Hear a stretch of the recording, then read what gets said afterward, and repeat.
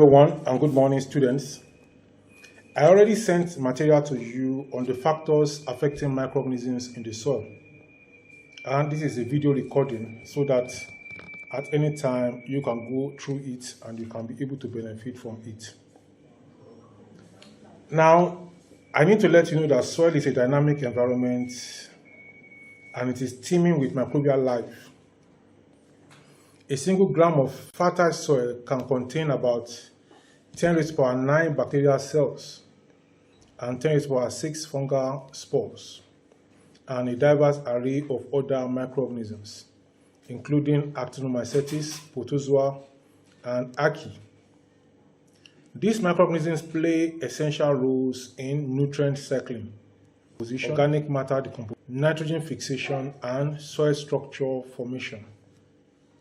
However, there are several abiotic, that is non-living, and also several biotic, that is living factors that influence the composition, the diversity, and the activity of these soil microorganisms. And these are what I have called the factors affecting microorganisms in the soil. So the first one of the factors is soil pH. The second factor is the moisture content. The third factor is what I will call the temperature, while the fourth factor is organic matter content. The number 5 factor is the oxygen availability, while the next one is the soil texture and the structure of the soil. Another factor which is very, very important is nutrient availability. That is the food for the microbes in the soil. Another factor, which is number 8, is salinity. That is the salt content in the soil. Another important factor, which is number 9, is the presence of heavy metals and pollutants in the soil. Then another factor that affects microorganisms in the soil is biotic interactions. You see, even though all these nutrients are in the soil, all these things, all these factors are in the soil, what about the interaction between the microbes themselves? That can also affect them. If a microbe is in a soil that has food, that has nutrient, that has good pH, that has good temperature, that has good moisture content for its growth, and then it also has another other organisms are friendly to that particular microbe, that microbe is going to thrive in that environment. But if all these factors are also available, but there's another microbe trying to eat up a particular microbe, you will see that that microbe is going to find it difficult in that environment. So these are the factors we want to look at, and I'm going to take them one after the other and explain them in detail to you at this time. So we are back to the factors affecting microorganisms in the soil, and as I said, number 1 is the soil pH. Soil pH is a measure of hydrogen ion concentration. It indicates how acidic or how alkaline the soil is. What is the effect of pH on the soil or microorganisms? Most bacteria prefer neutral to slightly alkaline pH. Please note this. Most bacteria prefer neutral to slightly alkaline pH. Bacteria don't like acidic pH except some special bacteria, which you are going to still be taught in the next part of this lecture. Fungi are generally more acid tolerant and can thrive in pH 4 to 6.5. So when you have a soil that is acidic, you see that fungi will thrive more in such soils than bacteria. Then actinomycetes prefer pH 6 to 7.5, still almost in the range in the slightly acidic and then neutral pH. Extreme pH can denature enzymes. It can disrupt cell membranes and it can limit nutrient availability. So a bacterium or a fungus or an organism that does not have ability to resist extreme pH is going to be denatured or destroyed by extreme pH. In acidic forest soils, pH 4.2, fungal biomass most often exceeds bacterial biomass by a factor of 3 to 1. So what that is just saying is that in acidic soil, we have more fungi than bacteria. In alkaline soils, pH that is more than 8.5, nitrifying bacterial activity drops sharply, impairing nitrogen cycling. So when the pH is alkaline, greater than 8.5, nitrifying bacteria number will reduce. And you know, nitrifying bacteria help in the nitrification process. So what will happen in such soils is that nitrogen cycle, because the bacteria that's supposed to do nitrogen fixation is finding it difficult to survive in that environment, therefore nitrogen cycle will be affected. And such soils will be deficient in nitrogen. You can see how it relates. The pH now affects nitrifying bacteria. That now affects the amount of nitrogen that will be in the soil, and that will affect the soil fertility for farmers, and that will affect food production. And you know, one of the key areas in the 17 Sustainable Development Goals of the United Nations is poverty eradication and food security. No to hunger. So if there's no bacteria, nitrifying bacteria in the soil, that means hunger is going to be in the land. Except you now go for inorganic fertilizers, which also will add up to the cost of food, because the cost of the fertilizer will be factored in by farmers when they are selling their products. So you can see the importance of bacteria here and the importance of the pH. Now let's look at the moisture content. Soil moisture content refers to the amount of water held in the soil pores. You have been taught that the soil pore it cannot be empty. It either contains water or it contains air. So soil moisture refers to the amount of water held in the soil pores. Water is essential for microbial metabolism, nutrient transport, and motility. Optimum microbial activity occurs at 60 to 80% of soil water holding capacity. There's a practical that you are likely to do in this course that is referred to as the water holding capacity of the soil. So if the soil has water holding capacity of like 40, 50, you know that soil is not going to be good for agricultural purposes or for microbial life. And if it's not good for microbial life, it will not also be good for microbial agricultural purposes, because microbes have great roles to play in the agricultural system. Anaerobic conditions develop when soil is saturated, favoring denitrifiers, methanogens, and anaerobes. So when the soil has too much water, is waterlogged, then air, you know, I just told you that the soil pores contains air and water, so they must be in a particular proportion. But when the water takes over most of the part of the soil, then air will not be available, and when air is not available, aerobic bacteria will not be available. So anaerobic bacteria will take over in the soil, and this is going to cause foul smelling of such soils. The nitrifying bacteria will take over, methanogens will take over in the soil, and anaerobic bacteria will also take over. Dry soils cause desiccation. They also cause desiccation stress, and this reduces microbial diversity.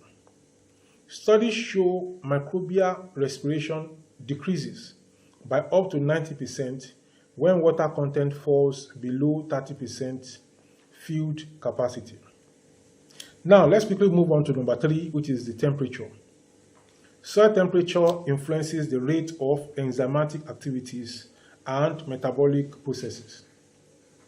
Most soil microbes are mesophiles.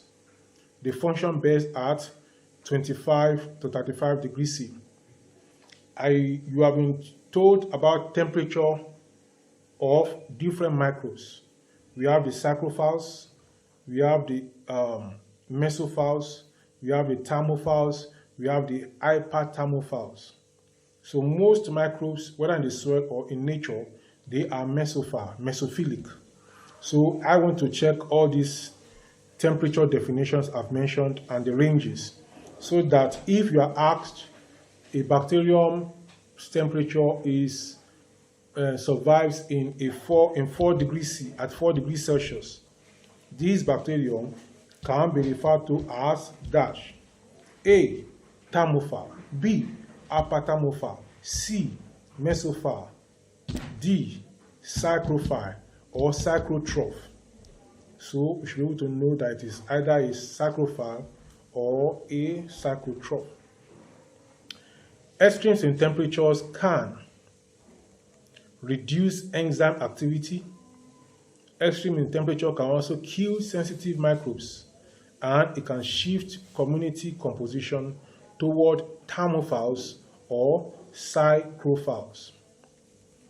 For example, decomposition rate increases by 2 to 3 times with a 10% rise. With a 10% rise up to an optimum point.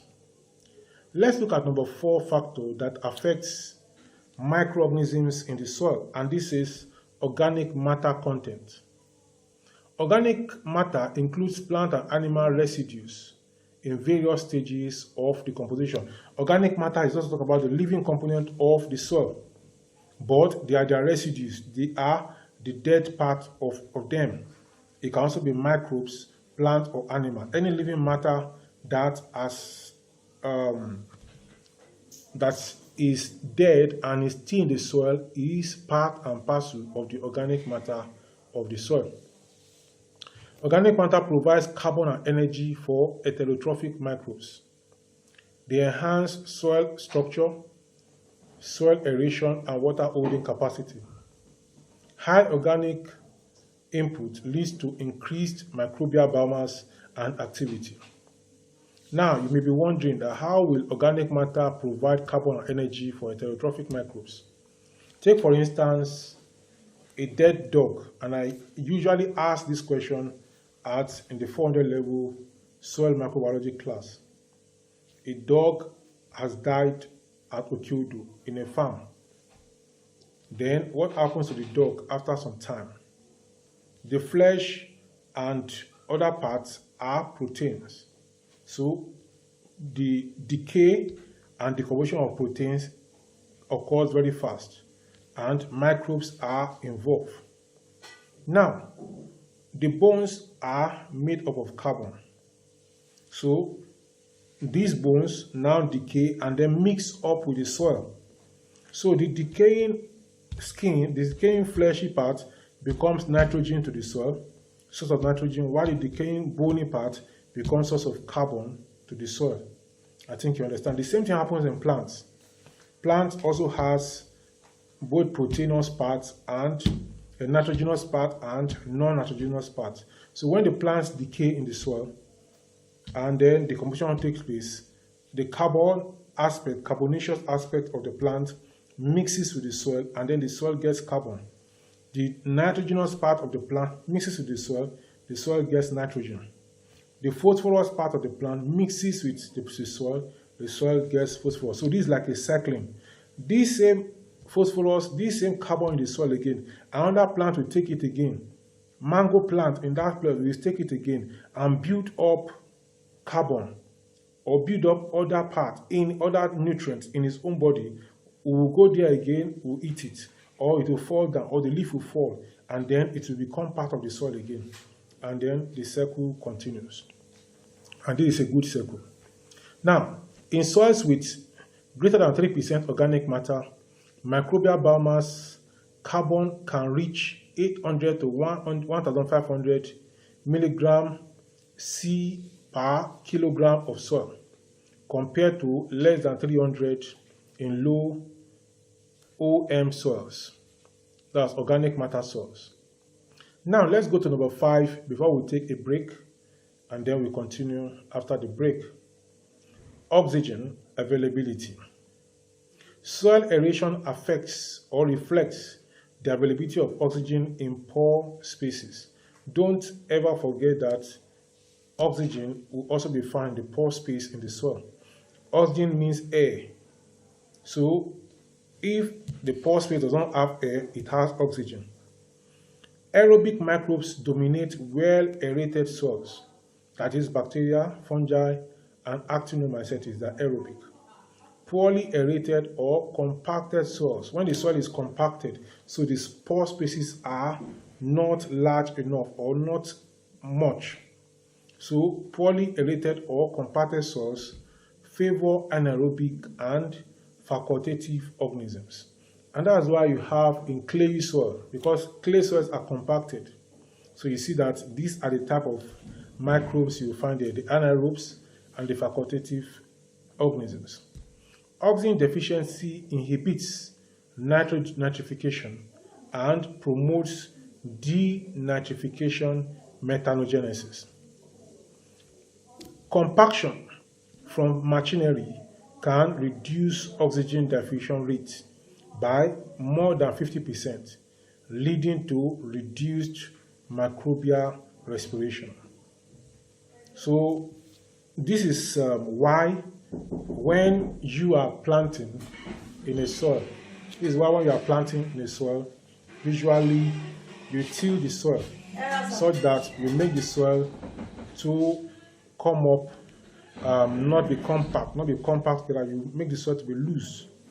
And so that is it. So we'll take a break now, and after this break, we'll continue. So take your time to revise what we've spoken about so far. I'll see you after the break.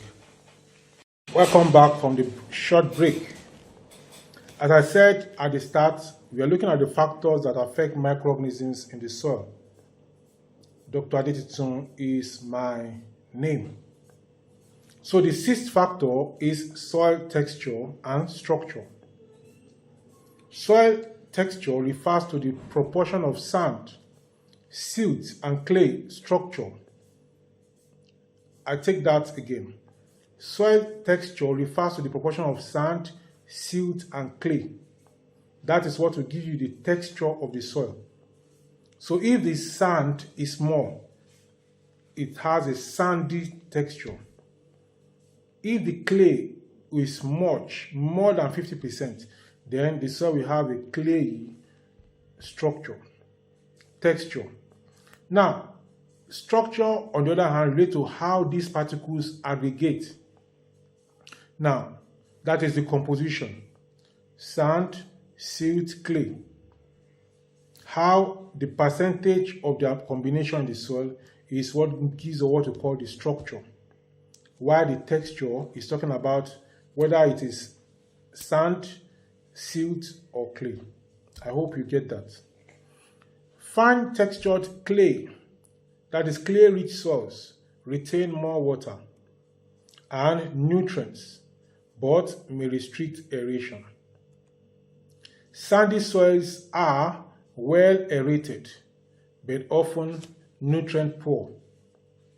Soil aggregates create microhabitats with variable pH, moisture, and oxygen. From the previous 2 points I mentioned, clay soil are rich in nutrients, but the aeration is poor. Sandy soils are well aerated, but they are unable to retain nutrients. That is why humus is a mixture of both the sandy and the clay. The clay is rich in nutrients, but it does not allow water to percolate very well. Whereas sandy is nutrient poor but allows water to percolate. So you mix the two, a combination with organic matter, then we refer to that humus, and then that helps farmers. So an example is clay soils may support up to 10 times more microbial biomass than sandy soils due to higher surface area and moisture retention. Now let's go to number 7, which is nutrient availability. Nitrogen, phosphorus, potassium, sulfur, magnesium, iron, and many more are the key nutrients in the soil. And sometimes we refer to these nutrients as elements, major elements, minor elements. For the major elements, we can use the acronym POT-MAC-CA-FONISHU. POT is potassium, MAC is magnesium, then CAL is calcium, PHO, phosphorus, Ni, nitrogen, then SHU, sulfur, and then you know that iron and some other ones are there. For the minor elements, you can use the acronym copomazine, copper, boron, manganese, zinc, and some others. So nutrient-rich soils support rapid microbial growth and diverse communities. Imbalances or differences can reflect for specific microbial groups, e.g. nitrogen fixers in nitrogen-poor soils. That's an imbalance. And this imbalance or this deficiency can select for specific microbial groups. So you have nitrogen fixers present in nitrogen-poor soils. What is going to happen in such a soil? So that is a question you should answer in the comment section. Answer that in the comment section. You have nitrogen fixing bacteria in a soil, but the soil is poor in nitrogen. What do you think is responsible for that? So that is going to form the basis of discussion in the comment section. Now, addition of organic fertilizer like 10 tons per hectare increased microbial biomass by 50 to 200% in several field studies. You see, the importance of these elements I'm referring to cannot be overemphasized. There are many people that practice commercial agriculture, but they do not test the soil before they plant. And they did not invite the microbiologists, the soil microbiologists, the environmental microbiologists to look at the soil before they plant. What kind of microbes are there? What kind of soil is the soil? So that in some soils you may not need to use fertilizers. If the soil is already rich in phosphorus and potassium or rich in nitrogen, why then are you buying NPK fertilizer?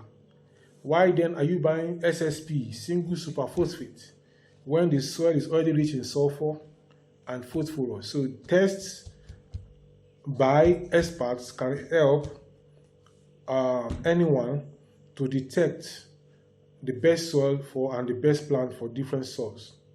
So as they say, knowledge is power.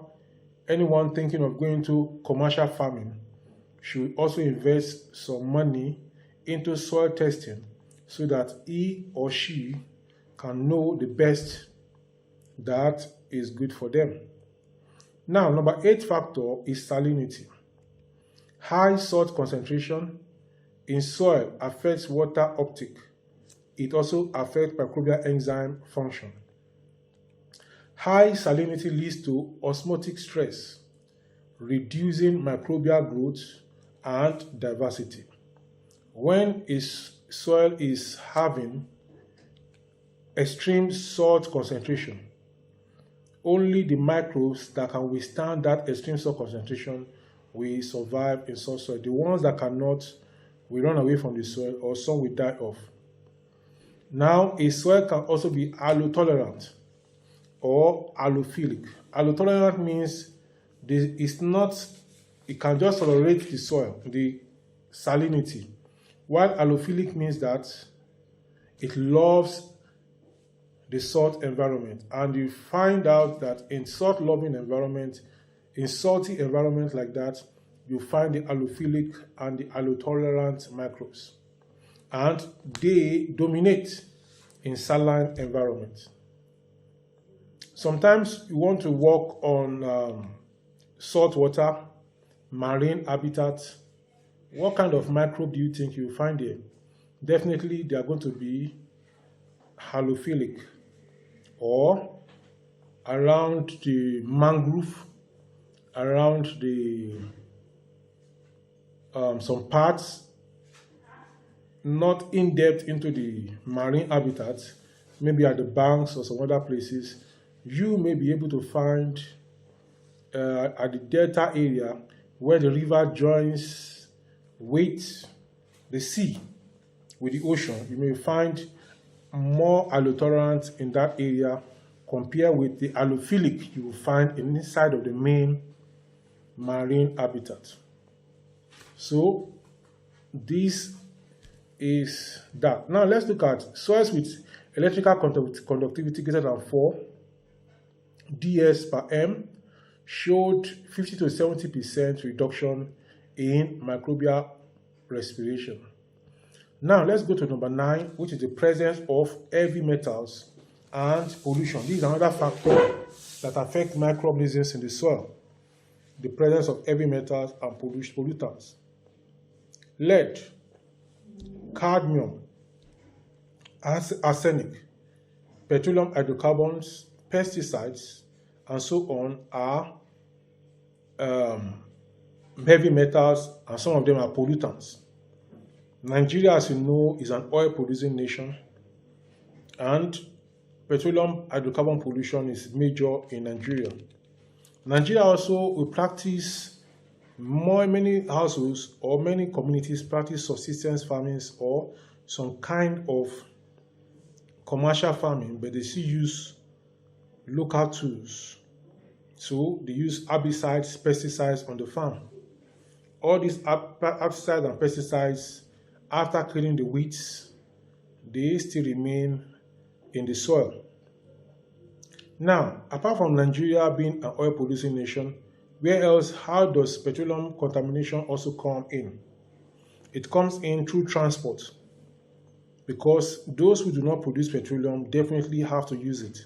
So petroleum must be transported from where it is being produced to other places where they don't produce it, but they also need it. So in the process of transport, some petroleum products get to the environment, and the environment gets polluted. Many pollutants are toxic to soil microbes, and this leads to reduced activity and diversity. Certain microbes can adapt or even degrade some pollutants, and that process is called biodegradation or bioremediation potential. Now, in soils with 100 milligram per kilogram of lead, bacterial diversity decreased by 40% with a shift toward metal-resistant strains. Now let's go to point number 10, which is the biotic interactions. This includes competition, predation, parasitism, and symbiosis. Now, I want to give an example using you as students. You are in a 200 level and you are living in a hostel, in a fine hostel. Your parents have sent money for food to you, so food is not a problem. Nutrients. So they've also sent money for you to get a good fan, so aeration is not a problem. The room you have has 2 windows. And then other things, the temperature, when the weather is cool, too cold, you use hot water, so everything is fine. But you have a roommate that anytime you cook your meal, this roommate is going to come around when you go for lecture, before you come back, or when you want to go to take your bath, before you are back, you will finish your rice. He does it on Monday, does it on Tuesday, does it on Wednesday, does it on Thursday. You can see this is a biotic factor. It's a factor caused by another human being The same thing it happens in the soil. The soil may have everything going on well for it in terms of abiotic factor, but when you now have a biotic factor interaction, maybe your friend brings many friends, you just cook good egusi soup or bowl of soup or whatever kind of soup in your hostel, and you cook it for 5 days, that this soup will take me for 5 days. Your friend brought 4 other friends, and as they were coming, they bought fufu from Okyodo. All of them brought four fufu, not just the local fufu they turn without, no Igbo fufu that they pound, that is very hard. And as they come, it is your soup that they went to. Now, this soup, you want to eat it for 5 days. They landed on the soup because they are 5 with fufu and pure water, or even with cold malt, and it's your soup they are using to eat the fufu. That's a biotic interaction. And then when they finish, they leave a note there and said, enjoy the remaining soup. Or they leave a note for you and say, thank you, we enjoyed this, your soup. Please, always make this kind of soup next time. But this one is like, another one put a note that the salt is a little bit too much. Reduce the salt next time. You can see, you will not find it funny. The same thing happens in the environment with microorganisms. There are biotic interactions, and one of them is competition. The space, in your case now, it is the space that somebody is competing with, your food. The person now, in another case, in the environment, a bacterium is there, another bacterium, another group of bacteria are there. Then there's competition for limited resources. Then there's predation. Predation means one organism is eating up the other one. If that is the case, in that environment where one organism is eating up the other one, the organism being eaten up will be few in that place, if at all, or will be in hiding. So you go to that environment trying to look for that organism, you will not find it there. Why? Because there are predators in the environment. Then we also have parasitism. This is another biotic interaction, whereby one organism lives on the other organism and is taking up the nutrient of that other organism, just like that roommate is doing. You have gari, you have rice, you have beans. If you come and take it, then they'll be looking. Your parents expect you to be fat, but you are growing lean. Why? Whatever they are giving you, somebody is taking 80% or 70% of it from you. So, parasitism, a particular organism now is living on another organism, whether inside or on the outside. If it's inside, it's called endoparasite. If it's outside, it's called exoparasite. Then we also have other kind of interaction like commensalism. In the case of commensalism, one organism benefits while the other organism does not benefit and is not harmed, is not hurt.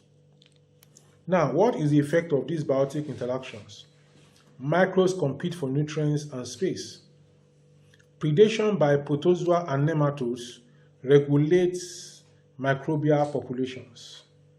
Symbiosis, e.g. rhizobacterial legume association, enhances nutrient availability. Rhizosphere microbial density can be 100 to 1,000 times greater than in bulk soil due to root exudates. Now, I have a table that shows the optimal conditions for selected microbial groups. Microbial group, pH range, oxygen requirement. So the first microbial group is bacteria. The pH range is 6.5 to 8. The temperature best for them is 25 to 35. While the oxygen requirement is, they are mostly aerobic. Then we have fungi. That is another microbial group. pH range is 4 to 6.5. Temperature is 20 to 30. And they are also mostly aerobic. Then we have the actinomycetes. The pH range is 6 to 7.5. Temperature range is 25 to 30. while oxygen requirement is aerobic. Then we have the denitrifiers.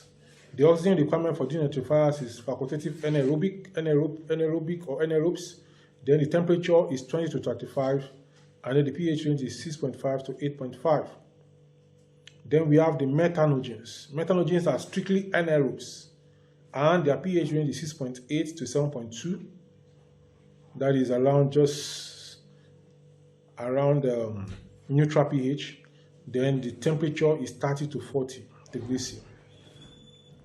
I will conclude by letting you know that soil microorganisms are profoundly influenced by a variety of physical, chemical, and biological factors. Understanding these factors is essential for managing soil health. Honestly, if you capture what I'm saying at this point in time in your level, by the time you get to higher level, you will not find it difficult. Understanding these factors is essential for managing soil health, enhancing microbial mediated processes, and improving agricultural productivity. Environmental changes. Anthropogenic activity. Anthropogenic activity, tell me what I mean. What is the meaning of anthropogenic activity in the comment section below? What does anthropogenic activity, what does it mean? Just tell me the meaning in the comment section.